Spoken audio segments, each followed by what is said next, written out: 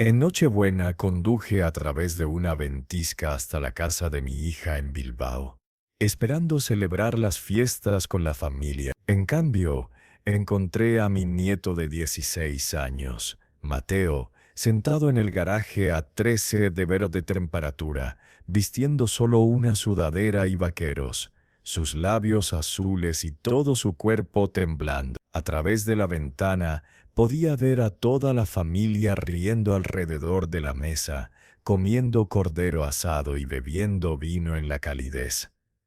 La rabia que me llenó en ese momento era más fría que la tormenta afuera. Derribé de una patada esa puerta del garaje y pronuncié 6 palabras que hicieron que sus caras se pusieran blancas de terror. Pero ese fue solo el comienzo del ajuste de cuentas que cambiaría nuestras vidas para siempre. Antes de continuar, por favor suscríbete al canal y escribe en los comentarios qué hora es donde estás ahora. Mi teléfono vibró contra el soporte del volante. Un mensaje de mi vecino en San Sebastián. Tormenta brutal esta noche. Ten cuidado conduciendo al sur. Las carreteras están fatales. Entrecerré los ojos a través del parabrisas ante el muro blanco que tenía delante. Dani no exageraba. Esto no era solo nieve. Era una ventisca costera completa, del tipo que cierra ciudades enteras y deja a la gente varada durante días. Del tipo del que Lucía solía preocuparse antes de que el Alzheimer le quitara su capacidad de preocuparse por cualquier cosa. El reloj del salpicadero marcaba las 16:47. Ya estaba oscureciendo, y todavía me quedaban 40 minutos hasta la casa de Isabel si las carreteras no empeoraban. Mi Nissan Navara manejaba la nieve mejor que la mayoría de los vehículos. Pero incluso la tracción a las 4 ruedas tiene sus límites cuando no puedes ver a 3 metros de distancia. Rock clásico sonaba bajo la radio. La ironía no pasó desapercibida. Lucía y yo solíamos conducir a Bilbao cada Nochebuena, cuando ella todavía podía recordar que era la Navidad. Ahora solo estaba yo y esta sensación persistente en el estómago cada vez que pensaba en el nuevo marido de Isabel. El asiento del pasajero contenía 3 regalos envueltos. Un carrete de pesca para Mateo del tipo caro que había estado mirando en Decathlon. Un kit de maqueta de barco que podríamos construir juntos, una réplica de un galeón español y un libro sobre historia naval que había anotado con historias de mis propios 20 años en el servicio, 16 años ahora, haciéndose alto volviéndose callado. La última vez que lo había visto fue en Acción de Gracias, y algo había estado mal. La forma en que se estremeció cuando Andrés levantó la voz, la forma en que apenas había comido moviendo la comida por su plato como un prisionero contando los minutos hasta poder escapar. Le había preguntado a Isabel sobre eso después, y ella lo había descartado con esa sonrisa tensa que había desarrollado desde la boda. Papá, Mateo solo se está ajustando a tener un padrastro. Andrés es estricto pero es bueno para él. Los chicos necesitan estructura. Estructura sí lo había llamado ella. Los limpiaparabrisas libraban una batalla perdida contra la nieve acumulada.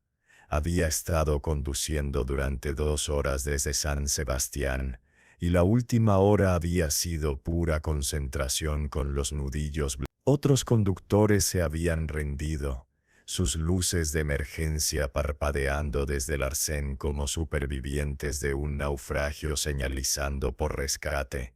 Pero yo era de la Armada. No nos rendíamos cuando las condiciones se ponían difíciles. La salida 52 apareció a través de la nieve finalmente.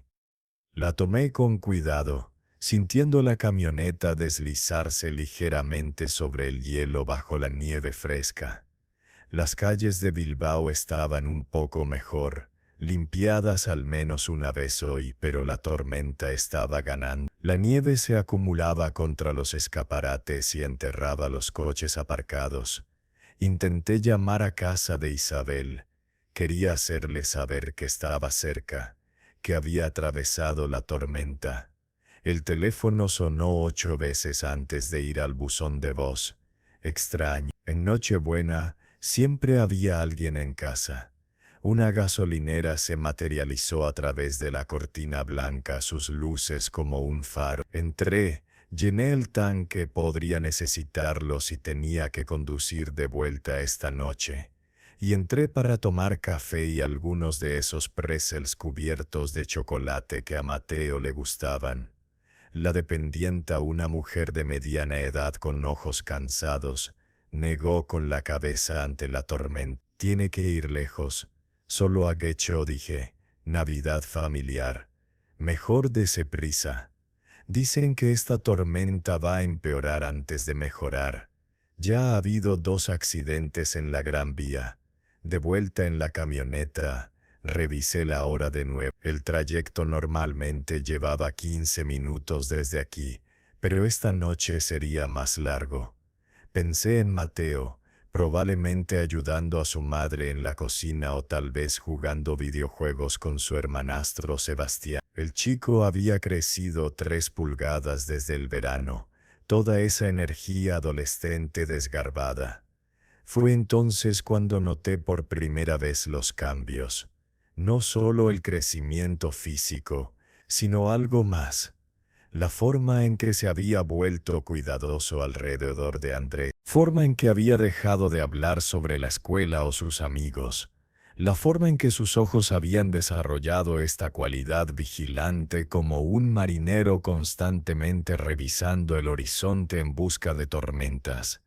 Debería haber hecho más preguntas. Debería haber presionado más cuando mi instinto me decía que algo estaba mal. Lucía habría sabido qué hacer. Ella siempre había tenido mejores instintos sobre la gente que yo. 20 años comandando barcos me habían enseñado estrategia y disciplina. Pero Lucía entendía los corazones. La nieve seguía cayendo mientras giraba en la calle de Isabel. Casas suburbanas alineaban la carretera, cada una decorada con luces navideñas que creaban halos de arcoíris en la tormenta. La mayoría de los caminos de entrada habían sido despejados, aunque la nieve ya los estaba llenando de nuevo. La casa de Isabel apareció al final del callejón sin salida. El chalet de 2 pisos con revestimiento azul oscuro y molduras blancas. El BMW de Andrés estaba en el camino de entrada, cubierto de nieve. El Subaru de Isabel al lado. Luz cálida brillaba desde cada ventana, y podía ver el árbol de Navidad brillando a través de la ventana frontal. Todo se veía perfecto. Perfecto como una postal de Holm, pero algo se sentía mal. Tal vez eran mis años en el mar, aprendiendo a leer patrones climáticos y sentir el peligro antes de que llegara. Tal vez era solo el instinto de un hombre que había amado y perdido demasiado como para ignorar su instinto nunca más. Apagué el motor y agarré los regalos del asiento del pasajero. El frío me golpeó como un golpe físico cuando abrí la puerta. No solo frío, sino ese frío profundo y peligroso que podría matarte si no tenías cuidado. El tipo de frío que volvía los dedos negros con congelación y hacía que la hipotermia se instalara más rápido de lo que la mayoría de la gente se daba cuenta. 13 grados bajo cero. Había leído el termómetro externo de la camioneta, con la sensación térmica, probablemente más cerca de -20. Avancé cuidadosamente por el camino de entrada, mis botas crujiendo a través de 15 centímetros de nieve fresca. El camino frontal no había sido limpiado extraño, ya que Andrés normalmente era meticuloso con el mantenimiento del jardín.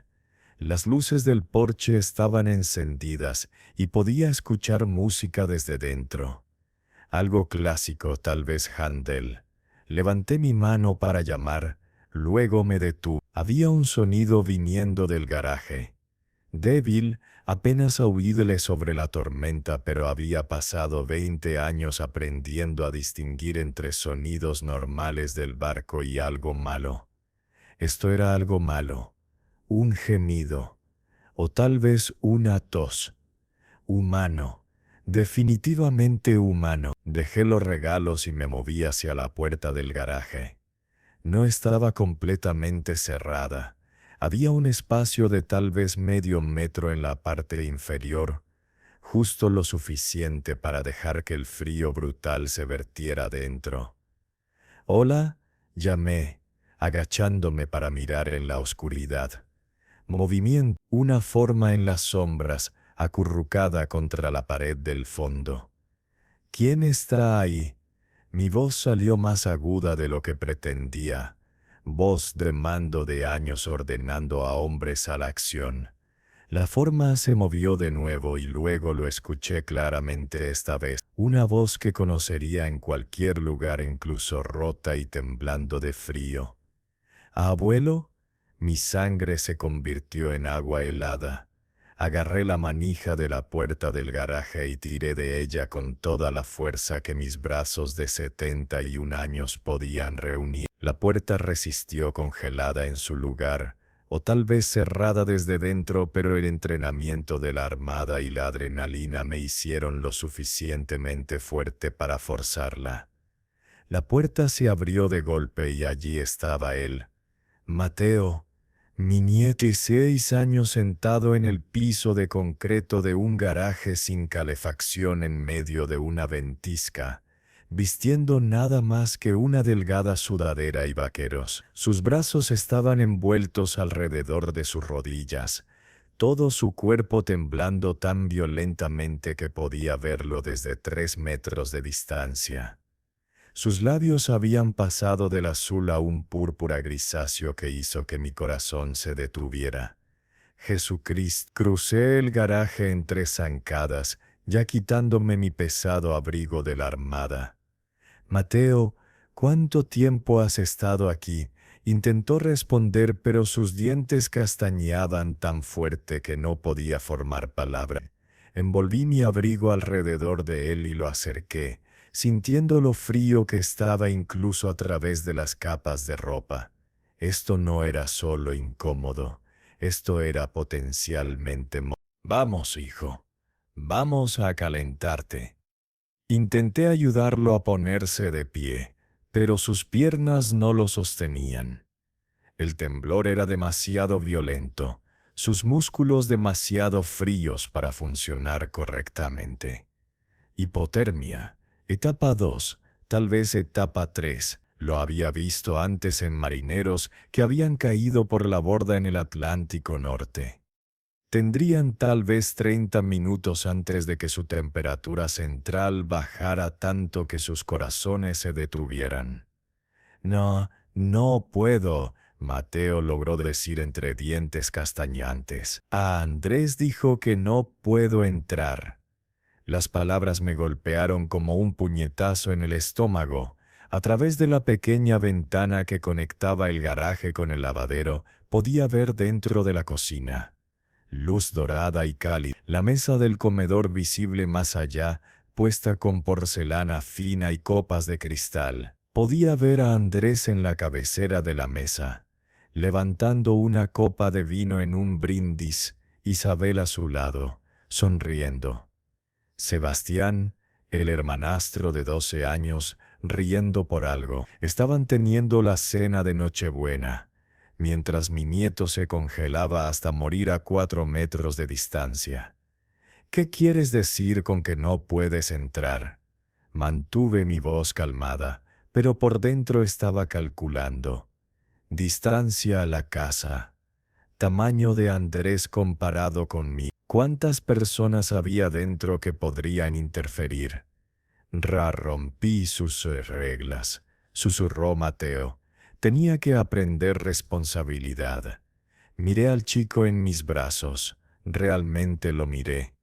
Ahora que mis ojos se habían ajustado a la luz tenue del garaje, podía ver más moretones en sus brazos, parcialmente ocultos por las mangas de la sudadera. un corte sanando sobre su ceja, la forma en que sostenía su lado izquierdo con cuidado, como si respirar doliera. Esta no era la primera vez, esto era un patrón. ¿Cuánto tiempo, Mateo? Lo acerqué más, tratando de compartir mi calor corporal. ¿Cuánto tiempo has estado aquí? Desde el mediodía. Tal vez antes, no lo sé. 6 horas en un clima bajo cero, que podría matar a un hombre adulto en su mejor momento, y mucho menos a un flaco adolescente. ¿Qué hiciste? ¿Cuál fue esta regla que rompiste? El nuevo yo juego de Sebastián, el caro que Andrés se compró para Navidad. Estaba yo jugándolo y accidentalmente rayé el disco. Su voz estaba debilitando, las palabras arrastrándose. Mala señal. Andrés dijo que tenía que pensar en ser más cuidadoso con las cosas de otras personas. Un disco de videojuego rayado. Tal vez 40 euros para reemplazar. Y Andrés había dejado a un niño congelarse hasta morir por eso. Miré a través de esa ventana de nuevo a la escena familiar cálida. A mi hija, a quien había criado para ser fuerte y amable e inteligente, sentada allí comiendo cordero asado mientras su hijo moría en el garaje. A Andrés Villar, quien nunca me había gustado pero había tratado de aceptar por el bien de Isabel, levantando su copa de vino como si no tuviera ni una preocupación en el mundo. La rabia que me llenó entonces era más fría que la ventisca fuera. Era la rabia controlada y enfocada de un hombre que había comandado barcos a través del combate, que había tomado decisiones de vida o muerte bajo fuego, que sabía exactamente cómo convertir la furia en acción efectiva. Mateo, dije, mi voz firme como el acero, necesito que confíes en mí. ¿Puedes hacer eso? Asintió apenas. Si esta historia te recordó las injusticias que has visto, sigue el canal y activa las notificaciones, porque donde la justicia se retrasa comienza una nueva historia de venganza.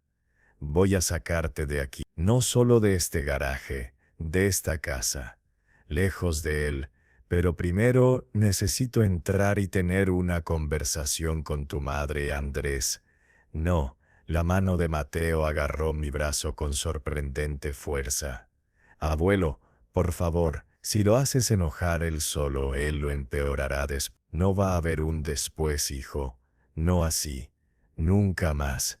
Ayudé a Mateo a ponerse de pie, manteniendo mi abrigo envuelto alrededor de él. Sus piernas apenas funcionaban, pero lo sostuve firme. Nos dirigimos a la puerta que conectaba el garaje con el lavadero, la misma puerta que habían cerrado para mantenerlo afuera en el frío.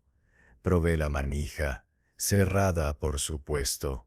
Bien, había derribado puertas antes, puertas de bodegas de carga, escotillas atascadas, puertas que se interponían entre mis hombres y la seguridad. Esta era solo una más. Coloqué a Mateo contra la pared donde pudiera apoyarse. Cúbrete los oídos, hijo. Luego retrocedí 2 pasos y lancé mi bota contra la puerta justo al lado de la cerradura. La primera patada la hizo temblar. La segunda astilló el marco. La tercera la envió estrellándose abierta con un estruendo que resonó por toda la casa. La música se detuvo. La risa murió. Atravesé el umbral hacia la calidez, Mateo apoyado contra mi costado, y miré las caras conmocionadas reunidas alrededor de la mesa del comedor. Isabel se había puesto pálida, su copa de vino a medio camino de sus labios. Andrés estaba medio de pie, su cara ya enrojecida de ira. Sebastián había dejado caer su tenedor, boca abierta, y en el extremo más alejado de la mesa la madre anciana de Andrés, de quien ni siquiera sabía que estaba visitando, agarraba su servilleta con manos blancas. La mesa era hermosa. Cordero asado en el centro todavía humeante. Verduras asadas. pan fresco, pastel de chocolate esperando en el aparador, cristal y porcelana y plata capturando la luz de las velas. Un festín digno de reyes mientras mi nieto se congelaba hasta morir en el garaje. Miré a cada uno de ellos por turno, dejándoles ver la furia fría en mis ojos. Luego pronuncié 6 palabras que hicieron que cada cara en esa mesa se pusiera pálida de terror. Lo dejaron morir ahí fuera. El silencio que siguió fue absoluto. Incluso la tormenta afuera pareció hacer una pausa, como si el universo mismo estuviera esperando para ver qué pasaría a continuación. Andrés encontró su voz primero. Ahora espera un momento. La voz de mando que había usado en cubiertas de puente durante tormentas cortó sus palabras como un cuchillo. Tú espera. Te sientas, cierras la boca y esperas. Isabel se puso de pie, su silla raspando contra el suelo. Papá, esto no es lo que parece. No lo es. La miré, a la hija que había criado sola después de la enfermedad de su madre, a la niña que solía trepar a mi regazo y pedirme que contara historias sobre barcos y el mar. Entonces explícame qué parece cuando un niño se sienta en un garaje helado durante 6 horas en Nochebuena mientras tú comes y bebes vino. Estaba siendo castigado, dijo Andrés, su voz tensa con ira apenas controlada. Destruyó deliberadamente la propiedad de Sebastián. Un sistema de videojuegos de 100 euros que rayó un disco. Interrumpí, mi voz mortalmente tranquila.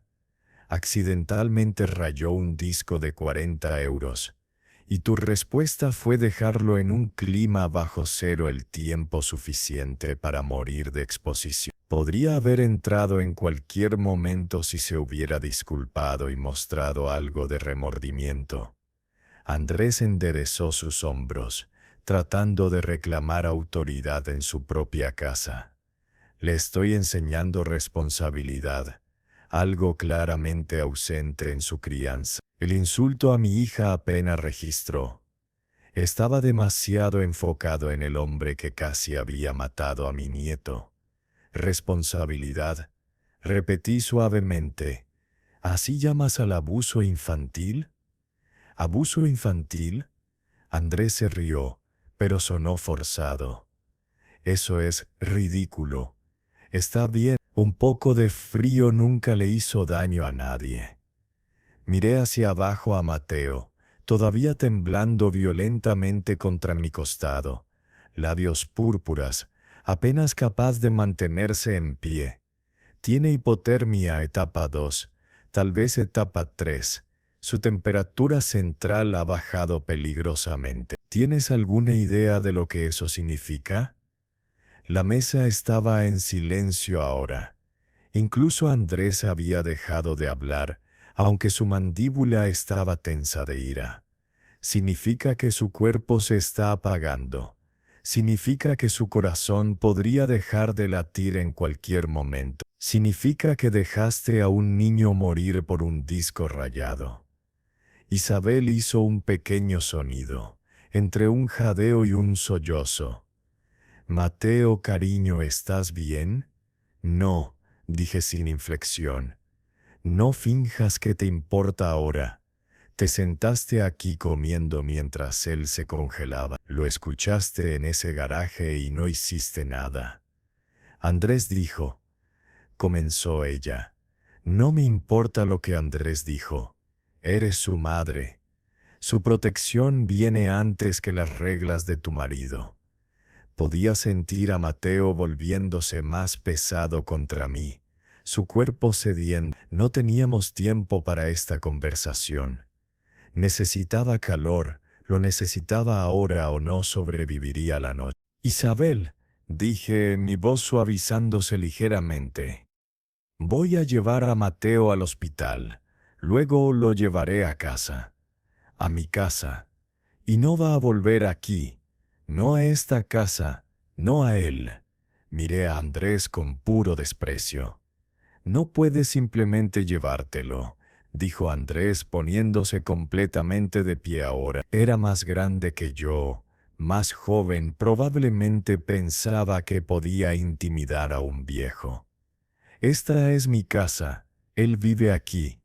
No tienes derecho legal, tengo todo el derecho moral, y a menos que quieras que llame a la policía y que documenten lo que hiciste esta noche, me dejarás salir por esa puerta con mi nieto.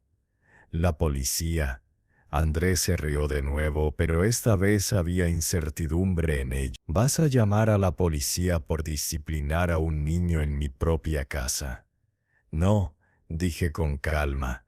Voy a llamarlos para reportar peligro infantil, imprudencia criminal y potencialmente homicidio involuntario, porque si Mateo muere esta noche de hipotermia, eso es exactamente de lo que serás acusado. El color se drenó de la cara de Andrés. Estás exagerando, dijo, pero su voz había perdido su confianza. Está bien. Míralo, está parado allí mismo. Está parado porque yo lo estoy sosteniendo, y no estará bien a menos que lo caliente en los próximos 30 minutos. Me volví hacia Isabel. Tienes una decisión que tomar ahora mismo. Tu hijo o tu marido, porque me voy con Mateo en 60 segundos. Y necesito saber, ¿vienes con nosotros o te quedas aquí? Isabel miró entre Andrés y yo, su cara marcada con lágrimas. Papá, por favor no me hagas elegir. La vida te hizo elegir cuando dejaste que tu marido casi matara a tu hijo. Solo te estoy pidiendo que lo reconozcas. La anciana al final de la mesa, la madre de Andrés, finalmente habló. Su voz era delgada y temblorosa. Andrés, ¿de qué está hablando este hombre? ¿Qué le hiciste a ese chico? Madre, quédate fuera de esto. La voz de Andrés era aguda. Esto es entre yo y... No me quedaré fuera de nada. Dejaste a ese niño en el garaje. ¿En esta tormenta? El silencio fue su respuesta. Dulce Jesús. La anciana se puso de pie, sus manos temblando. Andrés Villar, ¿qué demonios te pasa? Él necesitaba aprender, necesitaba estar seguro. Su voz se elevó, sorprendiendo a todos. Necesitaba estar caliente, alimentado y amado, y lo dejaste congelarse como un animal. No esperé a escuchar más. Mateo se estaba desvaneciendo rápido, sus ojos comenzando a perder enfoque. Cambié mi agarre en él y comencé hacia la puerta principal. Espera, Isabel llamó. Papá, espera. Voy contigo. Me detuve y la miré. Voy contigo, repitió ya moviéndose hacia el armario de abrigos. Solo déjame tomar mi abrigo y no vas. La voz de Andrés era acero frío. Te quedas aquí con tu familia, conmigo y Sebastián. Isabel se detuvo, congelada entre el armario y la mesa del comedor. Isabel, dije en voz baja, haz tu elección.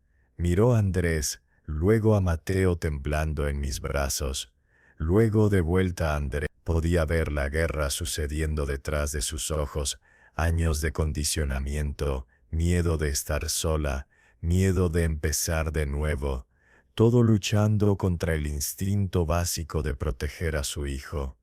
Yo comenzó, luego se detuvo. Necesito tiempo para pensar. No, dije sin inflexión, no lo tienes. Tu hijo se está muriendo. No hay tiempo para pensar. Me volví y llevé a Mateo hacia la puerta principal. Detrás de mí escuché a Isabel sollozar, pero no escuché pasos siguiéndome. Había hecho su elección. La ventisca nos golpeó como un muro cuando abrí la puerta principal. Nieve y viento y frío, que hacían que el garaje pareciera cálido en comparación. Pero mi camioneta estaba funcionando, calefacción al máximo, a solo 9 metros de distancia. Aguanta, hijo, susurré a Mateo. Solo aguanta un poco más. Detrás de nosotros Andrés apareció en el umbral de la puerta. Si te lo llevas, llamaré a la policía. Te denunciaré por secuestro. Lo miré a este hombre que casi había matado a mi nieto por un disco rayado. ¿Qué harías tú en este punto? Escríbelo en los comentarios. Tus pensamientos son tan importantes como la historia misma. Hazlo, y me aseguraré de que sepan exactamente lo que hiciste esta noche. Me aseguraré de que todos lo sepan. Llevé a Mateo a la camioneta y lo subí al asiento del pasajero, subiendo la calefacción aún más. Sus ojos se estaban cerrando, cabeza ladeándose contra el asiento. Quédate conmigo, Mateo. Mantente despierto. Saqué mi teléfono y marqué el 11 acontece mientras comenzaba a conducir hacia el hospital. A través de mi espejo retrovisor podía ver a Andrés parado en el umbral, silueteado por la luz cálida de la casa. Podía ver a Isabel detrás de él, observándonos alejarnos en la tormenta. Y sabía que esta Nochebuena cambiaría todo para siempre. Para bien o para mal, nada volvería a ser igual. Las puertas de urgencia se deslizaron abiertas con un silbido neumático y una ráfaga de aire cálido nos golpeó. Semi-arrastré a Mateo a través de la entrada mientras una enfermera en el mostrador de triaje levantó la vista con preocupación practicada que instantáneamente cambió a alarma cuando vio la condición de mi nieto. ¿Cuánto tiempo ha estado expuesto?, preguntó, ya moviéndose alrededor del mostrador y haciendo señas para pedir asistencia. 6 horas. Garaje sin calefacción. La temperatura era de -13 antes de la sensación térmica. Sus ojos se abrieron. 6 horas. Dios mío, llévenlo a trauma 2. Ahora, todo sucedió rápido después de eso. Mateo fue llevado en una camilla rodeado de enfermeras y médicos gritando términos médicos que no entendía completamente. Temperatura central, monitoreo cardíaco, protocolos de calentamiento. Un doctor que parecía demasiado joven para haber salido de la Facultad de Medicina tomó los signos vitales de Mateo y negó con la cabeza. 31,3 grados, le dijo a una enfermera, hipotermia severa. Traigan la manta térmica y comiencen fluidos calientes. Vigilen arritmia. Me quedé allí en el pasillo, mi abrigo de la armada todavía envuelto alrededor de los hombros de Mateo mientras lo alejaban rodando, viendo al equipo de trauma trabajar con urgencia eficiente. Una enfermera apareció a mi lado, mujer mayor con ojos amables y cabello gris recogido en un moño práctico. Señor, ¿es usted familia? Soy su abuelo, Rafael Mendoza. Venga conmigo. Necesitamos información para su expediente. Me guió a una pequeña sala de consulta fuera del corredor principal de urgencias. ¿Cómo sucedió esto? Le conté todo. No la versión editada, no la versión que protegería la reputación de alguien. La verdad. Cena de Nochebuena. El garaje cerrado. La idea de disciplina de Andrés Villar. 6 horas en clima bajo cero por un disco de videojuego rayado. Su expresión pasó de preocupación profesional a ira apenas controlada. ¿Y la madre del niño?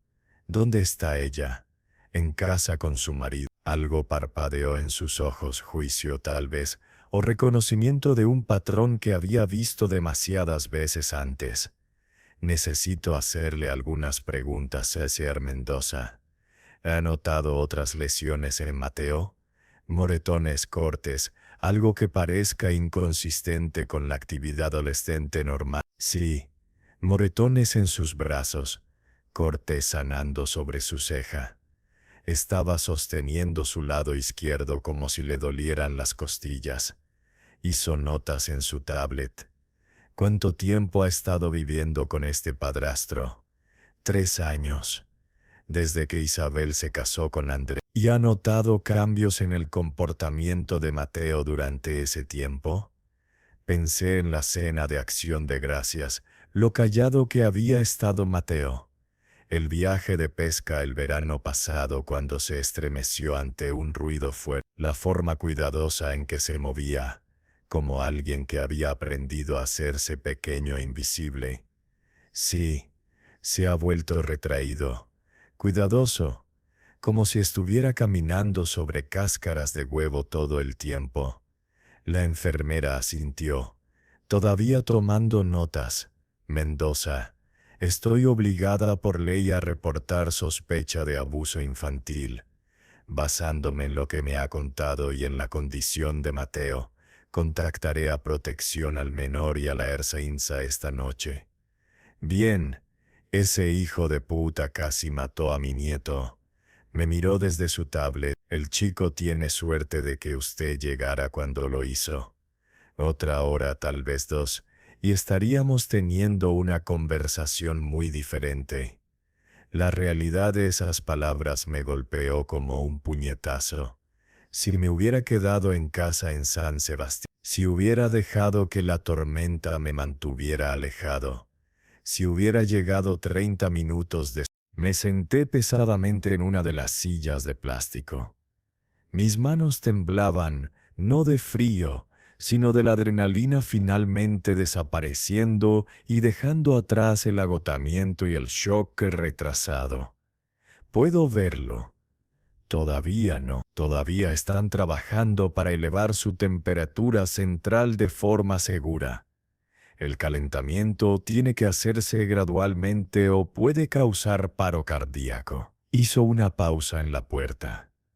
Pero señor Mendoza, usted salvó su vida esta noche. Recuerde eso. Después de que se fue, me senté solo en esa pequeña habitación y saqué mi teléfono. 3 llamadas perdidas del número de Isabel. 2 mensajes de voz. Escuché el primero. Papá, por favor devuélveme la llamada. Andrés está furioso. Dice que no tenías derecho a llevarte a Mateo. Está hablando de llamar a su abogado y por favor solo llámame para que podamos arreglar esto. Como familia. Lo borré y reproduje el segundo. Papá, no entiendes cómo es. Andrés ha estado bajo mucho estrés en el trabajo y Mateo puede ser tan difícil a veces. No quiere presionar los botones de Andrés, pero lo hace. Y entonces Andrés simplemente su voz se quebró. Por favor, tráelo a casa. Todos podemos sentarnos y hablar de esto como adultos. Podemos hacer que esto funcione. Borré ese también y apagué el teléfono. No había nada que arreglar, nada que discutir. Mateo no iba a volver a esa casa. Y si Isabel quería ver a su hijo de nuevo, tendría que elegirlo a él sobre el hombre que casi lo había matado. Un oficial uniformado de la ERSAINSA apareció en el umbral 40 minutos después. Hombre joven, tal vez 30, con la expresión neutral cuidadosa de alguien que había respondido a demasiadas situaciones domésticas. Señor Mendoza, soy el oficial Ramírez de la ERSAINSA.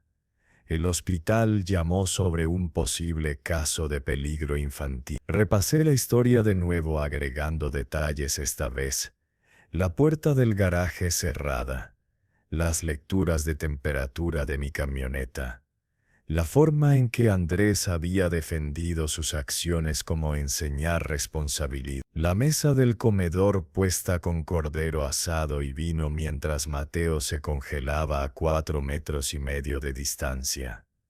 El oficial Ramírez tomó notas, su expresión volviéndose más sombría con cada detalle. Y la madre del niño estuvo presente durante todo esto, sentada en la mesa del comedor, comiendo y bebiendo como si nada estuviera mal. Intentó intervenir, meter al niño dentro. No que yo viera. Ella afirma que Andrés hace las reglas y ella tiene que apoyarlo. El oficial repasó sus notas. Mencionó otras lesiones, moretones, un corte. ¿Sabe cómo las obtuvo?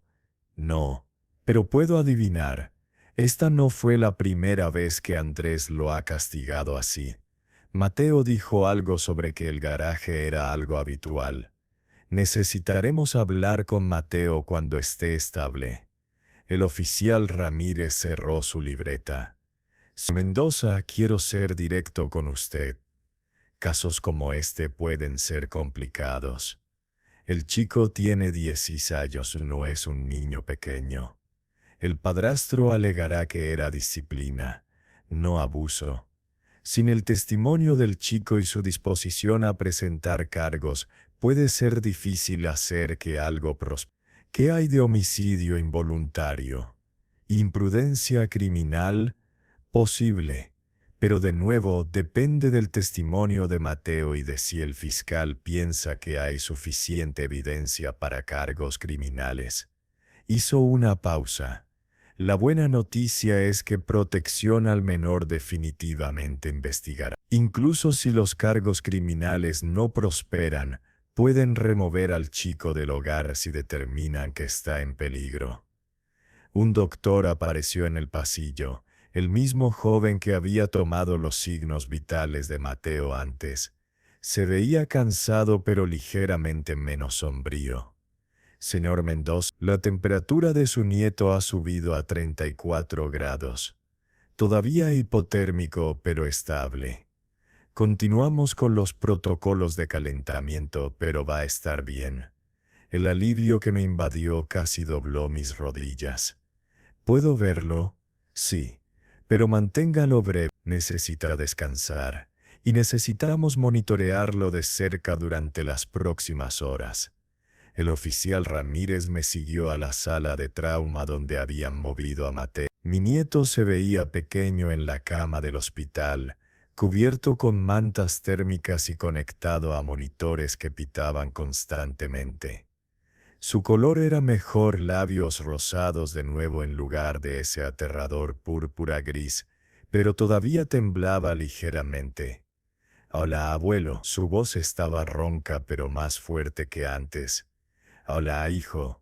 Acerqué una silla a la cama y tomé su mano. «¿Cómo te sientes?» «Caliente». «Finalmente caliente». Apretó mi mano débilmente. «Dijeron que podría haber muerto». «Sí, podría. ¿Por qué no vino?» La pregunta fue apenas un susurro. «Mamá, ¿por qué no vino con nosotros?» No tenía una buena respuesta para eso. No había forma de explicar por qué una madre elegiría a su marido sobre la seguridad de su hijo. No había manera de darle sentido que no rompiera su corazón aún más de lo que ya estaba. «No lo sé, Mateo. Ojalá lo supiera». El oficial Ramírez se adelantó. «Mateo, estoy con la Ertza INSA. Necesito hacerte algunas preguntas sobre lo que pasó esta noche. ¿Estás preparado para eso?» Mateo me miró, y yo asentí. «Está bien. Dile la verdad». Durante los siguientes 20 minutos, Mateo describió la vida con Andrés Villar. Los castigos que escalaban por infracciones menores, la vez que lo encerraron en el sótano durante la noche por olvidar sacar la basura, las comidas que se había perdido porque no había hecho sus tareas perfectamente, el abuso verbal, ser llamado estúpido, inútil, una carga. La expresión del oficial Ramírez permaneció neutral, pero podía ver la ira en sus ojos. Esto no era disciplina. Esto era abuso sistemático. «¿Tu madre sabía sobre estos castigos?», preguntó el oficial. «Sí, intentaba discutir con él al principio, pero Andrés le decía que se mantuviera al margen, que él era el hombre de la casa y que Mateo era su responsabilidad ahora». La voz de Mateo se hizo más pequeña. Después de un tiempo, ella dejó de discutir. Solo empezó a poner excusas por él. «¿Andrés alguna vez te ha golpeado físicamente?» Mateo dudó, y supe la respuesta antes de que hablara. «Algunas veces. Nada importante». Una bofetada en la cara, empujón contra la pared. «Tiene cuidado de no dejar marcas donde la gente pueda ver». los moretones que había visto en sus brazos, la forma cuidadosa en que se movía, todo sumando a un cuadro de abuso sostenido y calculado. «Mateo», dijo el oficial Ramírez gentilmente, «necesito saber, ¿quieres presentar cargos contra tu padrastro?» Mi nieto me miró de nuevo, miedo y esperanza luchando en su expresión. ¿Qué pasaría? ¿Con él? ¿Con mamá? Andrés podría ser acusado de peligro infantil, imprudencia criminal, posiblemente agresión. Si es condenado, podría enfrentar tiempo en prisión. Tu madre, eso depende de si podemos probar que fue cómplice del abuso o solo una espectadora que no logró protegerte. No quiero lastimar a mi mamá. La voz de Mateo se quebró. Ella no es mala persona, solo está asustada de estar sola. Apreté su mano. Hijo, tu madre tomó decisiones. Eligió no protegerte. Eso es su responsabilidad, no tuya. Tu abuelo tiene razón, dijo el oficial Ramírez. No eres responsable de los adultos en tu vida. Ellos son responsables de mantenerte seguro. Fallaron. Mateo estuvo en silencio por un largo momento, mirando las baldosas del techo. Cuando habló de nuevo su voz era firme. Quiero presentar cargos, no por venganza, pero porque si me hizo esto a mí podría hacérselo a alguien más. A Sebastián, tal vez, si ya no estoy allí. Sebastián, el hermanastro de 12 años en el que apenas había pensado en todo este caos. El hijo biológico de Andrés, que había estado sentado en esa mesa del comedor riendo mientras Mateo se congelaba. ¿Crees que Andrés lastimaría a Sebastián también? Pregunté. No lo sé. Sebastián es su hijo real, así que tal vez no. Pero si me voy y Sebastián comete un error. Mateo se encogió de hombros. Solo no quiero que nadie más pase por lo que yo pasé. El oficial Ramírez hizo más notas. Eso es muy valiente, Mateo. Comenzaré el papeleo para los cargos esta noche. Un detective hará seguimiento contigo en 1 o 2 días para obtener una declaración completa.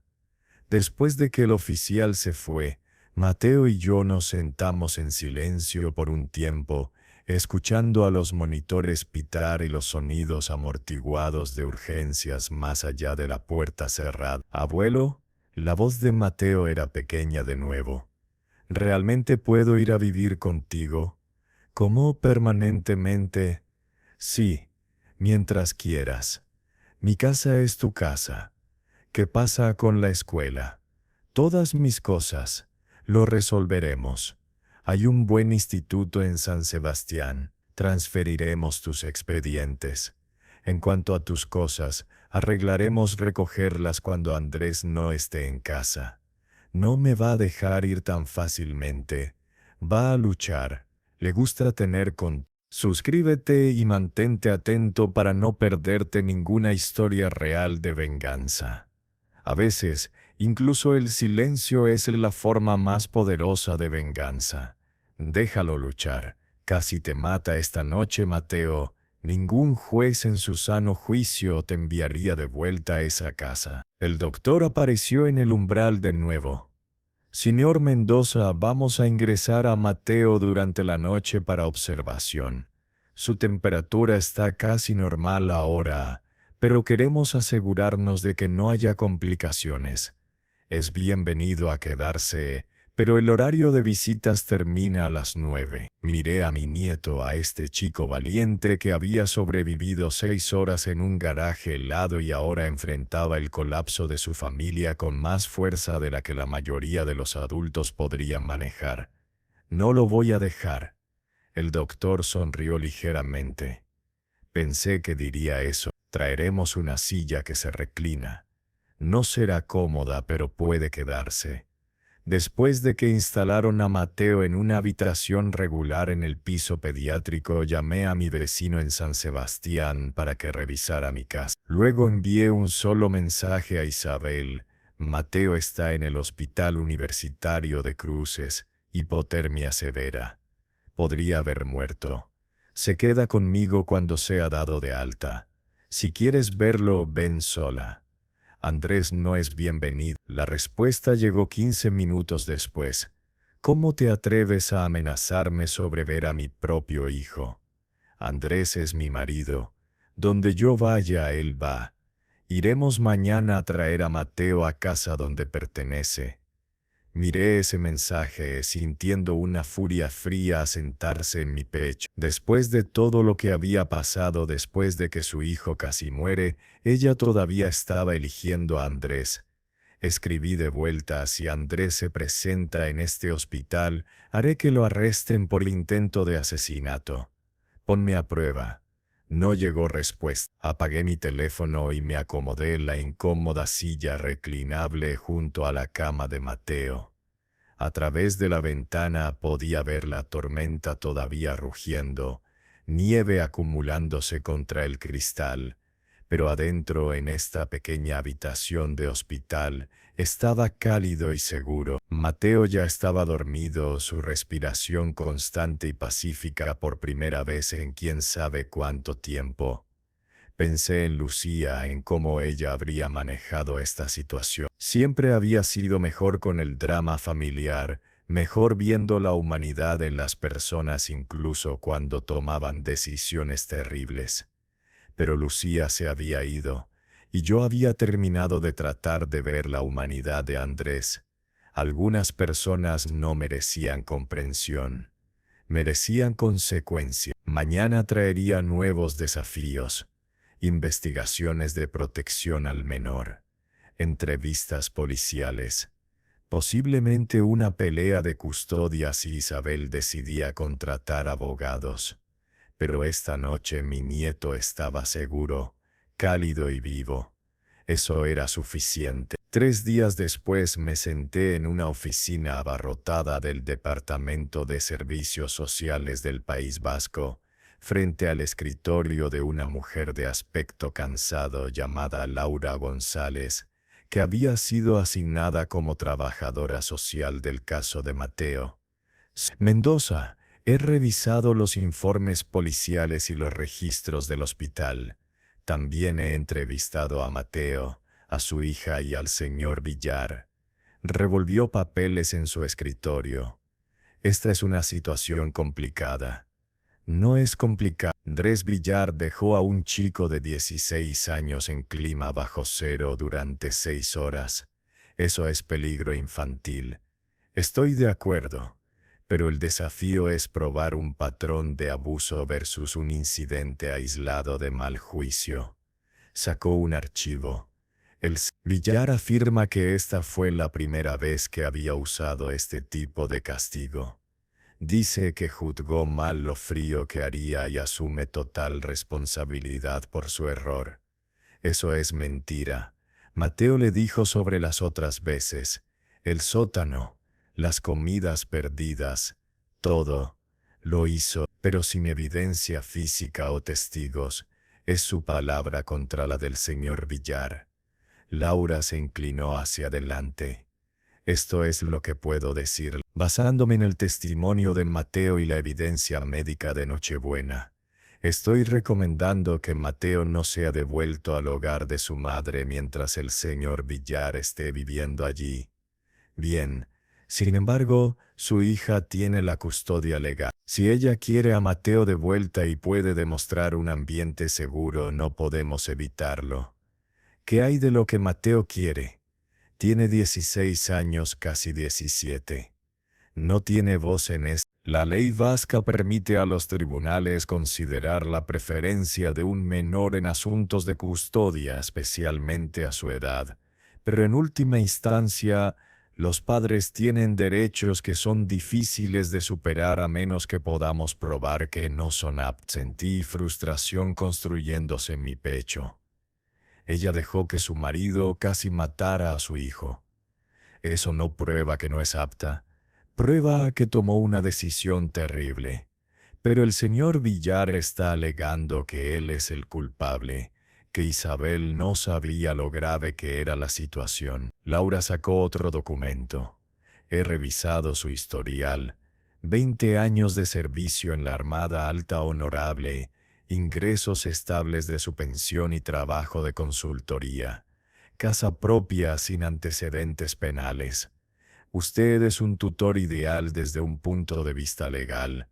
Entonces, ¿qué pasa ahora? Estoy recomendando que Mateo permanezca bajo su custodia mientras investigamos más. Su hija ha aceptado no contestar esto temporalmente, pero quiere visitas regulares, solo si Andrés no está presente. Eso ya ha sido estipulado. Ella puede visitar a Mateo en su casa o en lugares neutrales, pero al señor Villar no se le permite contacto mientras la investigación está en curso. Laura cerró el archivo. Señor Mendoza, quiero ser honesta con usted. A menos que se presenten cargos criminales y prosperen, Andrés Villar probablemente no enfrentará consecuencias legales graves. El sistema no está diseñado para castigar la mala crianza, solo para prevenir daño continuo a los niños. ¿Qué hay de la justicia? ¿Qué hay de la responsabilidad? A veces esas cosas no vienen del sistema legal. A veces vienen de familias tomando decisiones difíciles y manteniéndolas. Se puso de pie, señalando que la reunión había terminado. Cuide a su nieto, asegúrese de que reciba asesoramiento, proporcionaré referencias. Y prepárese para la posibilidad de que su hija pueda elegir a su marido sobre su hijo permanentemente. La posibilidad, como si no fuera ya realidad. De vuelta en el hospital, Mateo estaba siendo dado de alta esa tarde. Encontré a mi nieto vestido con ropa que había traído de casa, sentado en la cama y llenando papeles con una enfermera. Hola, abuelo. Dijeron que puedo irme en 1 hora. Bien, la camioneta ya está cargada con tus cosas. Había hecho un viaje a casa de Isabel el día anterior mientras Andrés estaba en el trabajo, recogiendo las pertenencias de Mateo con una escolta policial. Los oficiales habían documentado la habitación donde Mateo dormía, apenas más grande que un armario, la habitación más fría de la casa, sin rejilla de calefacción, y tomado fotos que se convertirían en parte del archivo de investigación. Isabel había estado allí, observando en silencio mientras empacaba la vida de su hijo en bolsas de basura. Había intentado hablarme una vez, pero la corté con una mirada.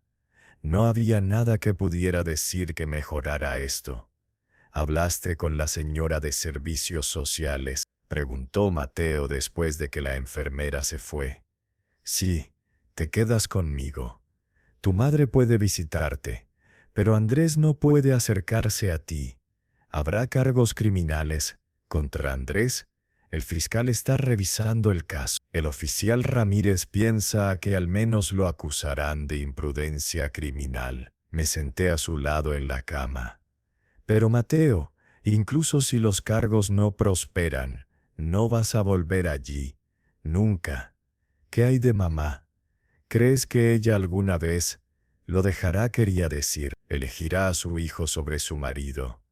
Defenderá lo correcto en lugar de lo cómodo. No lo sé, hijo. Espero que sí, pero esa es su decisión, no la nuestra. Nos sentamos en silencio por un momento. Luego Mateo preguntó en voz baja, ¿crees que la abuela Lucía estaría decepcionada de mamá en cómo manejó esto?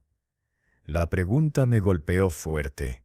Lucía, con su corazón amable y paciencia infinita, que había amado a Isabel más que a la vida misma. Tu abuela estaría desconsolada, dije honestamente.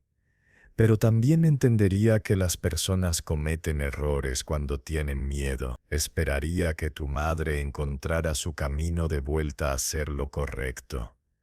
¿Crees que lo hará? Creo que eso depende de ella. El viaje de vuelta a San Sebastián tomó 3 horas a través de carreteras despejadas, y débil sol invernal. Mateo durmió la mayor parte del camino, agotado por la estancia en el hospital y todo lo que había pasado. Conduje con cuidado, observándolo en el asiento del pasajero y pensando en el futuro. Un chico adolescente que había pasado por un trauma, una hija que había elegido mal y podría nunca elegir bien, una vida que se había vuelto inesperadamente complicada en mis años de jubilación, pero también un nieto que estaba seguro. Una oportunidad de compensar los errores que había cometido como padre al hacerlo mejor como abuelo. Un propósito que había estado ausente desde que Lucía murió. Entramos en mi camino de entrada cuando el sol se estaba poniendo pintando la nieve de naranja y rosa. La casa se veía pequeña y ordinaria, nada especial, pero era cálida, era segura y era hogar. «Bienvenido a casa, Mateo», dije mientras salíamos de la camioneta. Miró la casa, el jardín cubierto de nieve, el océano visible en la distancia. Luego sonrió, realmente sonrió por primera vez desde Nochebuena. «Sí», dijo, «hogar». 6 meses después, la primavera había derretido la nieve y traído nueva vida a San Sebastián. Estaba parado en mi camino de entrada, observando a Mateo practicar estacionamiento en paralelo en mi camioneta bajo la supervisión de su instructor de manejo. Había crecido otros 7 centímetros desde que se mudó conmigo. Comenzó a comer adecuadamente, dormir toda la noche, reír ante bromas tontas.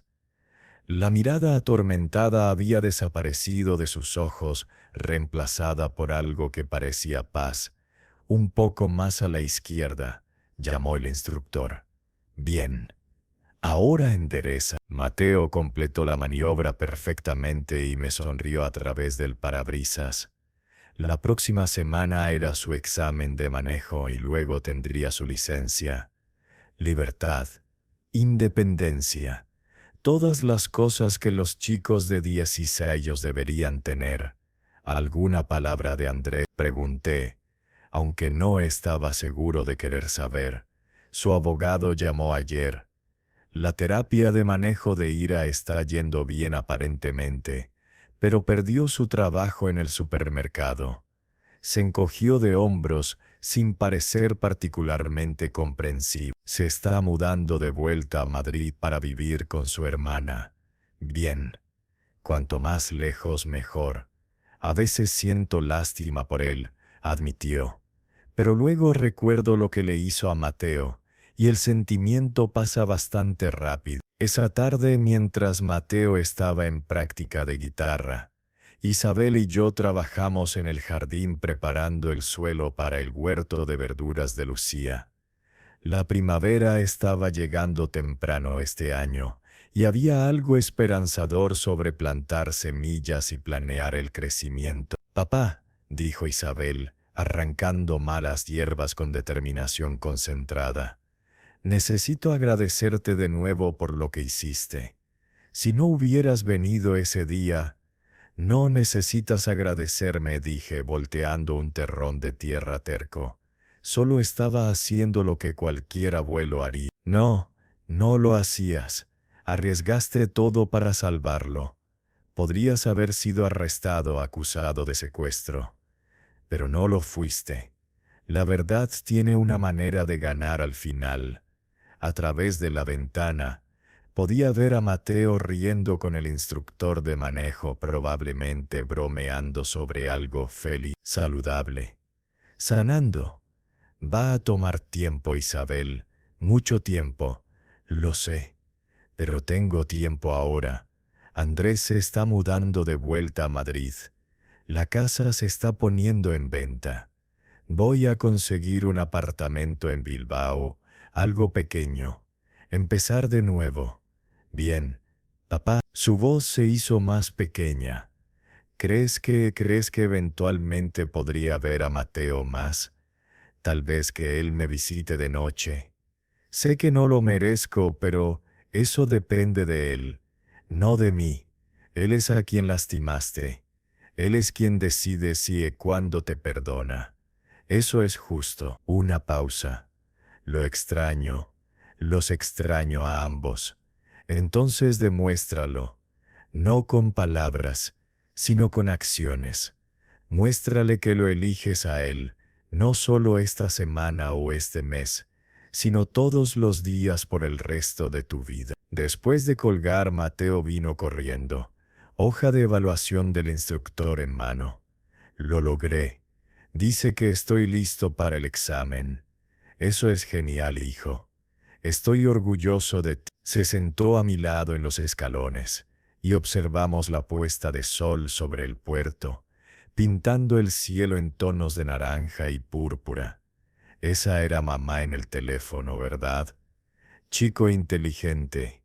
Siempre lo había sido. Sí. Dejó a Andrés. Presentó divorcio. Mateo estuvo en silencio por un momento. Está bien. Incluso después de todo, su primer pensamiento era por su madre. Ese era el tipo de persona que era amable, empático, capaz de ver más allá de su propio dolor. Ella dice que sí. Quiere verte más. Cuando estés listo, tal vez. Arrancó un pedazo de pintura descascarándose del escalón del porche. Todavía estoy enojado con ella. Por elegirlo. Por no protegerme. Tienes todo el derecho de estar enojado. Pero ella sigue siendo mi mamá, y yo también la extraño. La mamá que solía ser, antes de Andrés. Puse mi brazo alrededor de sus hombros.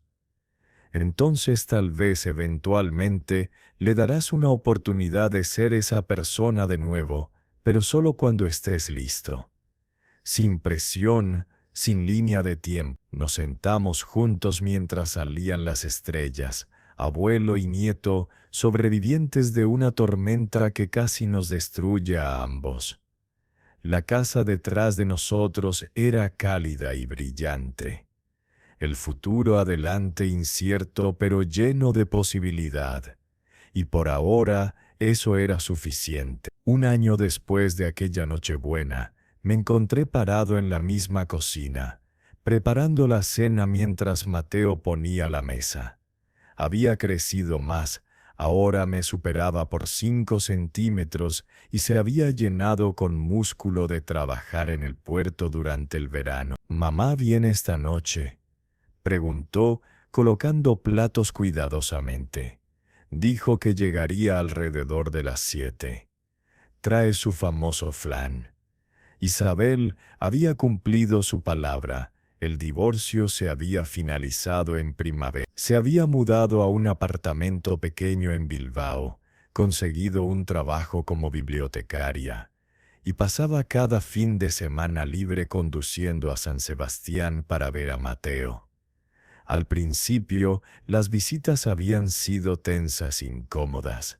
Mateo siendo educado pero distante, Isabel tratando demasiado, llenando silencios con charla nerviosa. Pero gradualmente, semana tras semana, mes tras mes, algo había comenzado a sanar.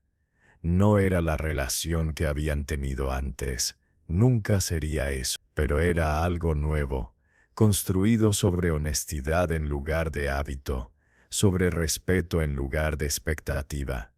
«¿Cómo van las clases?», pregunté revolviendo la salsa en la estufa. «Bien, el profesor de física dice que debería considerar ingeniería naval». Como la Universidad del País Vasco había aceptado a Mateo con una beca completa basada en sus calificaciones y un ensayo sobre superar adversidad que su consejera dijo que la hizo llorar, comenzaría en septiembre. Viviendo en el campus pero lo suficientemente cerca para venir a casa los fines de semana. La ingeniería naval es un buen campo. Siempre necesitan personas inteligentes que entiendan tanto la física como el mar. ¿Crees que la abuela Lucía estaría orgullosa? Lucía. Todavía hablábamos de ella casi a diario, manteniendo su memoria viva a través de historias y recuerdos compartidos. Tu abuela estaría más allá de orgullosa. de todo lo que has superado, del hombre en el que te estás convirtiendo. El timbre sonó a las 7 en punto. Isabel, parada en el porche sosteniendo un plato de flan y luciendo nerviosa como siempre lo hacía antes de estas cenas. «Hola, papá. Hola, Mateo. Hola, mamá». Mateo la abrazó. Todavía un poco rígido, todavía cuidadoso, pero un abrazo de todos modos. Progreso. Durante la cena hablamos de cosas seguras. El trabajo de Isabel en la biblioteca. Las clases de Mateo. Mis planes de consultoría para el próximo año. Nadie mencionó a Andrés, quien ahora vivía en Madrid y, según los últimos informes, trabajaba en el negocio de autos de su cuñado. Los cargos criminales habían sido reducidos a un delito menor de peligro imprudente. Andrés recibió libertad condicional, servicio comunitario obligatorio y clases de manejo de ira. No era la justicia que yo había querido, pero era algo, y más importante, Mateo estaba seguro. Eso era lo que importaba. Mateo, dijo Isabel después de que terminamos el postre. Quería darte algo. Sacó una pequeña caja de su bolso. Mateo la abrió cuidadosamente, revelando un reloj de bolsillo antiguo de plata. Era del abuelo Tomás, explicó Isabel, su voz temblando ligeramente. El padre de tu abuela Lucía. Ella quería que lo tuvieras cuando fueras lo suficientemente mayor. Lo he estado guardando para el momento correcto. Mateo sostuvo el reloj con reverencia, girándolo en sus manos. En la parte de atrás estaban grabadas las palabras: «El tiempo sana todas las heridas y lo dejamos». «Gracias, mamá», susurró. «Lamento haber esperado tanto. Lamento muchas cosas». Los ojos de Isabel se llenaron de lágrimas. «Pero quiero que sepas que cada día trabajo para ser la madre que mereces. Tal vez nunca lo logre completamente, pero voy a seguir intentándolo». Mateo se puso de pie y rodeó la mesa, abrazando a su madre apropiadamente esta vez. No el abrazo rígido y cuidadoso de antes, sino uno real. «Lo sé, mamá, y estoy tratando también». Los observé desde mi lugar en la mesa, estas dos personas que amaba tratando de encontrar su camino de vuelta el uno al otro. No era perfecto. Todavía había dolor, todavía desconfianza que necesitaba tiempo para sanar. Pero estaban tratando, y eso era más de lo que habíamos tenido hace un año. Después de que Isabel se fue, abrazos para ambos, promesas de llamar durante la semana. Mateo y yo limpiamos la cocina en compañía silenciosa. «Abuelo», dijo mientras secaba platos, «gracias por venir por mí aquella noche. Gracias por no rendirte conmigo». «Nunca me rendiré contigo, hijo. Eso es lo que significa la familia». «No», dijo poniéndose serio. «Familia es más que sangre. Es presentarse cuando importa. Es elegir a alguien todos los días. No solo cuando es fácil. Tú me enseñaste eso». Esa noche, después de que Mateo se fue a su habitación a estudiar, me senté en mi silla favorita junto a la chimenea y miré la foto de Lucía en la repisa. «Lo logramos, Lucía», susurré. «No fue bonito y no fue fácil, pero salvamos a nuestro nieto. Lo trajimos a casa». El fuego crepitó en respuesta, cálido y reconfortante. Afuera, las olas del Cantábrico rompían contra la costa en su ritmo eterno. Adentro podía escuchar a Mateo tarareando suavemente mientras estudiaba. Los sonidos de un hogar vivo con propósito y amor. La Nochebuena del año pasado había traído una tormenta que casi nos destruye. Pero también había traído claridad, fuerza, la oportunidad de reconstruir algo más fuerte que lo que había sido roto. Mateo estaba seguro, Isabel estaba tratando, y yo había encontrado un nuevo propósito en mis años de jubilación: ser el ancla que esta familia necesitaba, el faro guiándolos a casa a través de cualquier tormenta.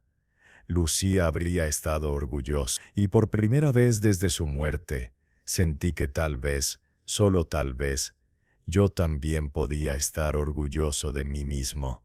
El reloj en la repisa marcó las 10. Hora de dormir. Mañana traería nuevos desafíos, siempre lo hacía, pero esta noche, en esta casa cálida con mi nieto a salvo en su habitación, todo estaba exactamente como debía ser. La familia no siempre se veía como pensabas que lo haría. A veces se veía como un viejo marinero y su nieto adolescente, construyendo algo nuevo de las ruinas de lo que había sido. Y eso era suficiente. Eso era más que suficiente. Era todo. Gracias por... Si esta historia te mostró una cara diferente de la justicia, dale me gusta al video y comparte tus pensamientos en los comentarios. Nos vemos en la próxima historia de venganza.